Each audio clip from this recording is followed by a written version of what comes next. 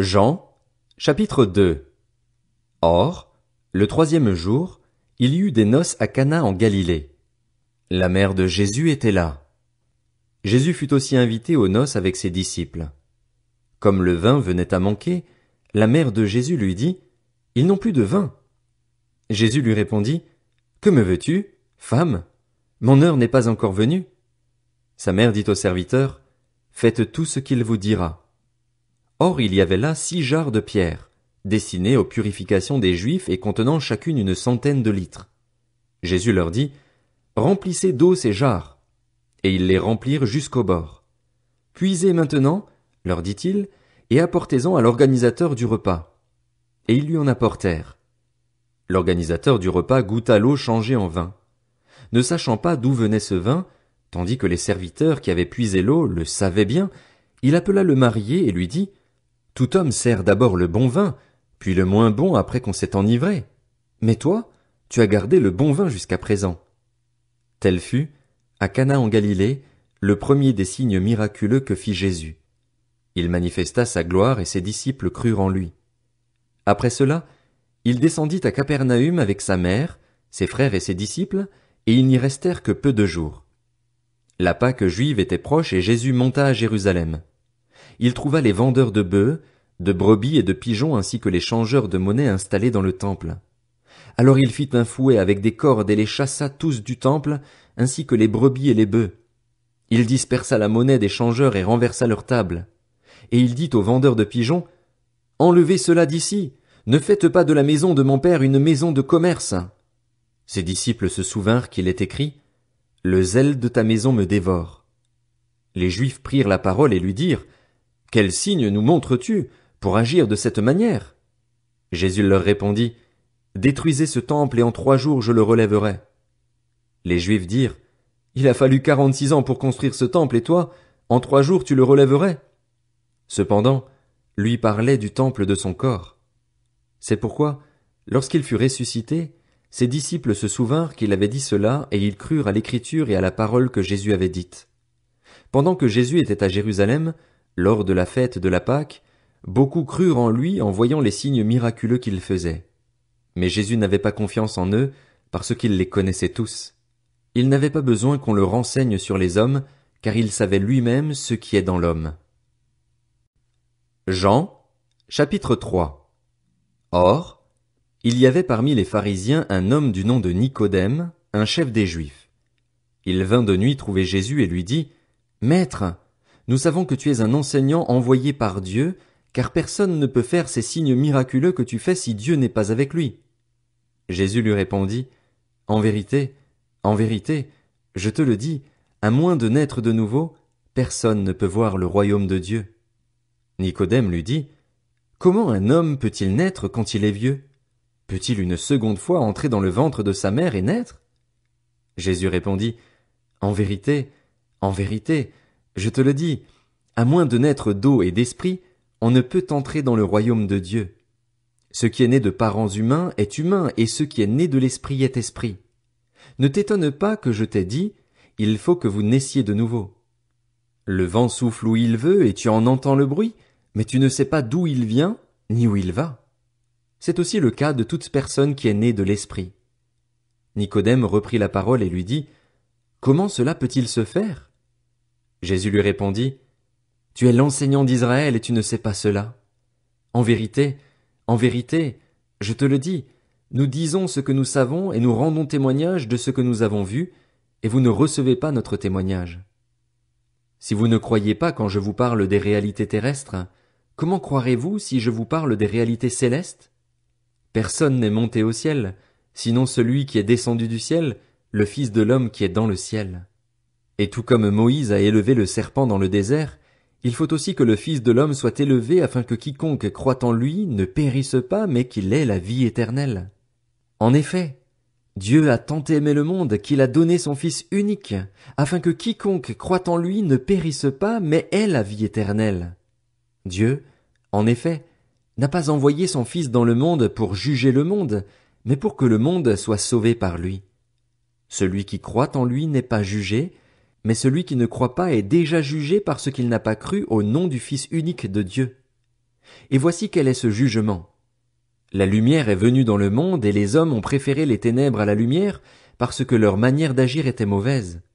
En effet, toute personne qui fait le mal déteste la lumière, et elle ne vient pas à la lumière pour éviter que ses actes soient dévoilés. Mais celui qui agit conformément à la vérité vient à la lumière afin qu'il soit évident que ce qu'il a fait, il l'a fait en Dieu. Après cela, Jésus, accompagné de ses disciples, se rendit en Judée.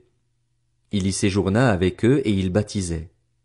Jean aussi baptisait à Hénon, près de Salim, parce qu'il y avait là beaucoup d'eau, et l'on s'y rendait pour être baptisé.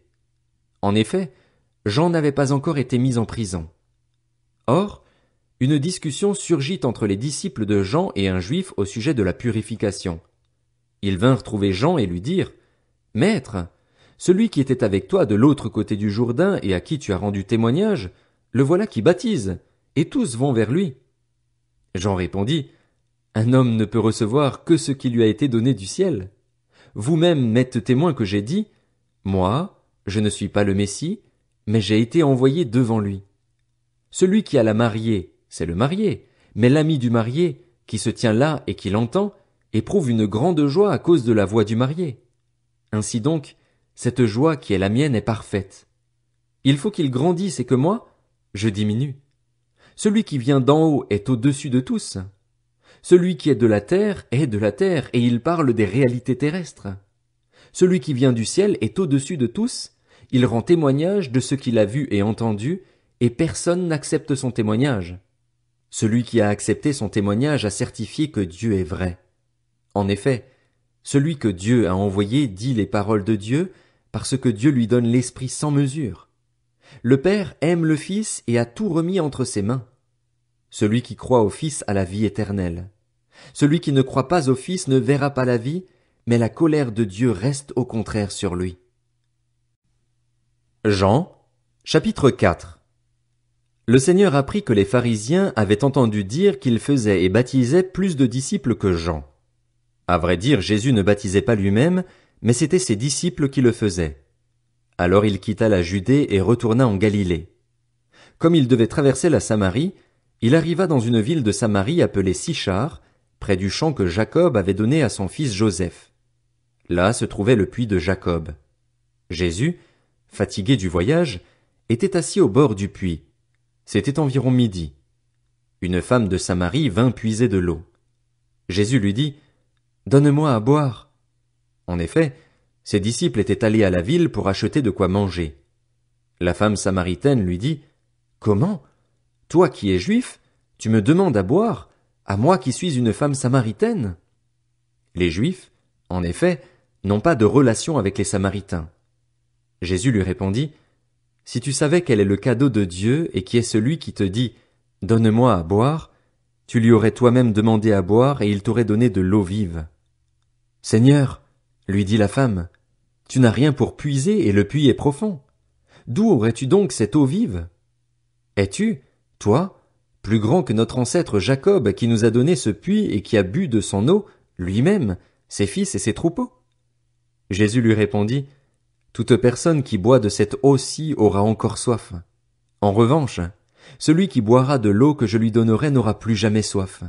Et l'eau que je lui donnerai deviendra en lui une source d'eau qui jaillira jusque dans la vie éternelle. » La femme lui dit, « Seigneur, donne-moi cette eau afin que je n'aie plus soif et que je n'aie plus à venir puiser ici. »« Va appeler ton mari, lui dit Jésus, et reviens ici. » La femme répondit, « Je n'ai pas de mari. » Jésus lui dit, « Tu as bien fait de dire, je n'ai pas de mari, car tu as eu 5 maris et l'homme que tu as maintenant n'est pas ton mari.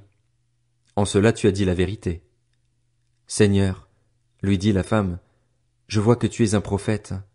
Nos ancêtres ont adoré sur cette montagne et vous dites, vous, que l'endroit où il faut adorer est à Jérusalem.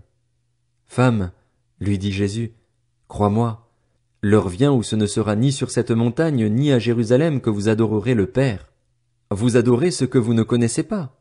Nous adorons ce que nous connaissons, car le salut vient des Juifs. Mais l'heure vient, et elle est déjà là, où les vrais adorateurs adoreront le Père en esprit et en vérité. En effet, ce sont là les adorateurs que recherche le Père. Dieu est esprit, et il faut que ceux qui l'adorent l'adorent en esprit et en vérité.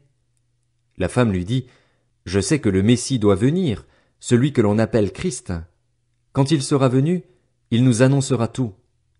Jésus lui dit, Je le suis, moi qui te parle. Là-dessus arrivèrent ses disciples, et ils étaient étonnés de ce qu'il parlait avec une femme. Toutefois, aucun ne dit, Que lui demandes-tu? Ou, Pourquoi parles-tu avec elle? Alors la femme laissa sa cruche, s'en alla dans la ville et dit aux habitants, Venez voir un homme qui m'a dit tout ce que j'ai fait. Ne serait-il pas le Messie? Ils sortirent de la ville et vinrent vers lui. Pendant ce temps, les disciples le pressaient en disant, Maître, mange. Mais il leur dit, J'ai à manger une nourriture que vous ne connaissez pas. Les disciples se disaient donc les uns aux autres, Quelqu'un lui aurait-il apporté à manger? Jésus leur dit, Ma nourriture est de faire la volonté de celui qui m'a envoyé et d'accomplir son œuvre. Ne dites-vous pas qu'il y a encore 4 mois jusqu'à la moisson? Eh bien, je vous le dis, levez les yeux et regardez les champs. Ils sont déjà blancs pour la moisson. Celui qui moissonne reçoit un salaire et amasse du fruit pour la vie éternelle, afin que celui qui sème et celui qui moissonne se réjouissent ensemble.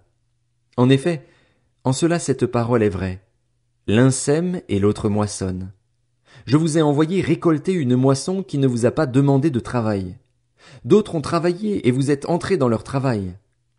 Beaucoup de Samaritains de cette ville crurent en Jésus à cause des paroles de la femme qui rendait ce témoignage. Il m'a dit tout ce que j'ai fait. Ainsi donc, quand ils vinrent le trouver, les Samaritains le prièrent de rester avec eux. Il resta là 2 jours.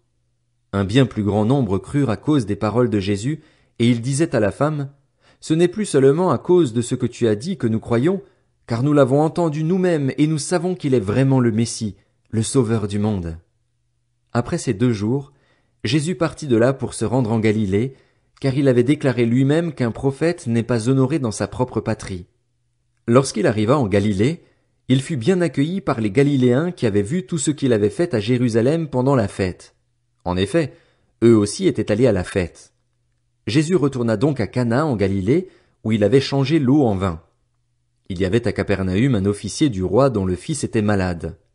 Quand il apprit que Jésus était venu de Judée en Galilée, il alla le trouver et le pria de descendre guérir son fils, car il était sur le point de mourir.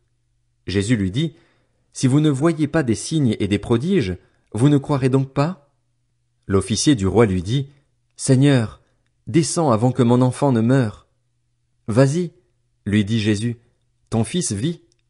Cet homme crut à la parole que Jésus lui avait dite et s'en alla.